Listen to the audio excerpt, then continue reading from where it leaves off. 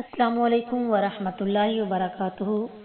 آج کا سبق ہم سورۃ البقرہ کی آیت نمبر 15 سے شروع کرتے ہیں۔ اعوذ باللہ من الشیطان الرجیم، بسم اللہ الرحمن الرحیم۔ اللہ یستہزئ مذاق کرے گا یا مذاق کرتا ہے، بہم ساتھ ان کے، ویمدہم اور وہ ڈھیل دے رہا ہے ان کو، فی طغیانہم ان کی سرکشی میں، یعمہون وہ بھٹک رہے ہیں، اندھے بنے پھرتے ہیں۔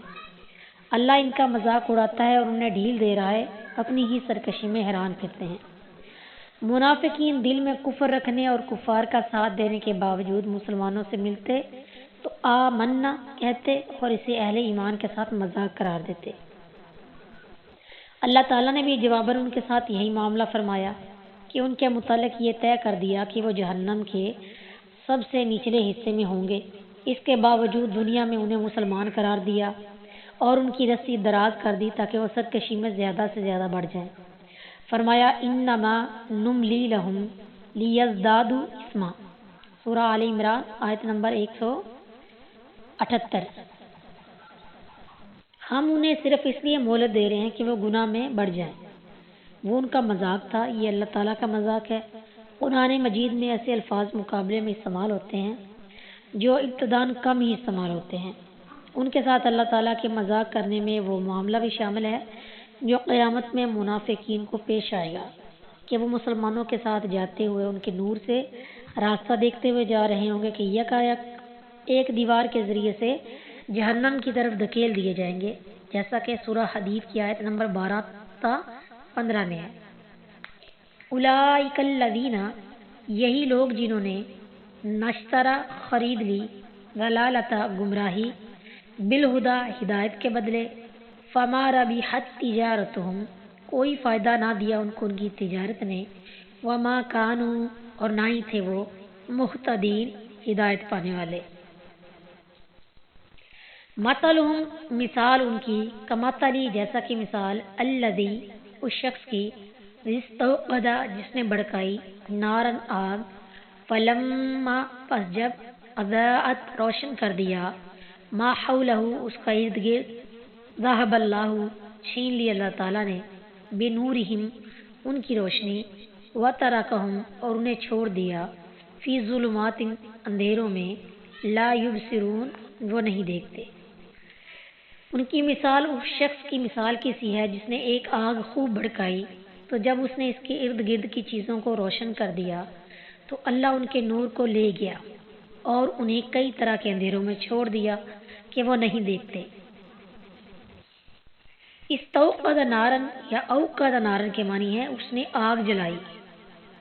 استوقدہ میں سین اور تا زیادہ ہونے سے معنی میں اضافہ ہو گیا، اس لیے اس کا ترجمہ خوب بھڑکائی کیا ہے۔ منافقین کی تشبیہ اس شخص سے کس طرح دی گئی جس نے ایک آگ خوب بھڑکائی، پھر اس کی آگ بجھ گئی اور اللہ ان کا نور لے گیا۔ جواب یہ ہے کہ دو وجہ سے، پہلی یہ کہ یہ لوگ پہلے ایمان لائے تو نور ایمان سے ان کے لیے ہر چیز روشن ہوگی، پھر نفاق میں مبتلا ہو گئے تو وہ نور بجھ گیا اور وہ کفر و نفاق اور شکوک و شبہات کئی اندھیروں میں بھٹکتے رہے۔ اس معنی کی تائید اس آیت سے ہوتی ہے، ذالکم بأنہم آمنوا ثم کفروا فطبع علی قلوبہم، المنافقون آیت نمبر 3۔ یہ اس لیے کہ بے شک وہ ایمان لائے پھر انہوں نے کفر کیا تو ان کے دلوں پر مہر لگا دی گئی۔ تشبیہ کی دوسری وجہ یہ ہے کہ ایمان لانے کی وجہ سے دنیا میں انہیں مسلمانوں والی عزت حاصل ہوئی ہے، مسلمانوں کے ساتھ ان کے رشتے ناتے رہے، وہ ایک دوسرے کے وارث بنتے رہے، مال غنیمت اور دوسرے بے شمار فوائد حاصل کرتے رہے، مگر جب فوت ہوئے تو اللہ تعالیٰ نے ان سے وہ عزت چھین لی، جیسے اس آگ والے سے اس کی روشنی چھین لی، اور انہیں بہت سے اندھیروں یعنی قبر، یوم محشر اور جہنم کے عذاب میں چھوڑ دیا۔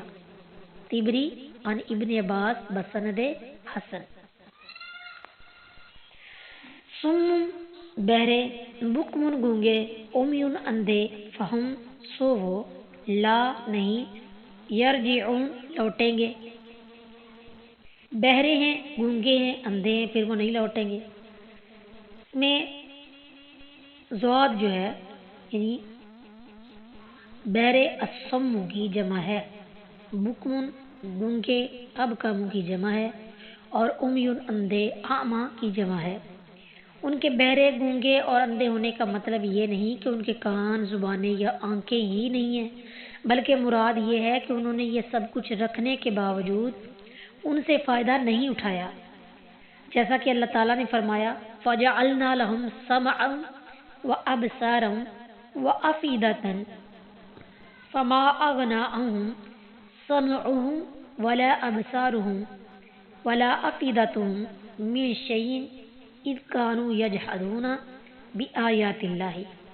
الاحقاف آیت نمبر 27۔ اور ہم نے ان کے لیے کان اور آنکھیں اور دل بنائے، تو نہ ان کے کان ان کے کسی کام آئے اور نہ ان کی آنکھیں اور نہ ان کے دل، کیونکہ وہ اللہ کی آیت کا انکار کرتے تھے۔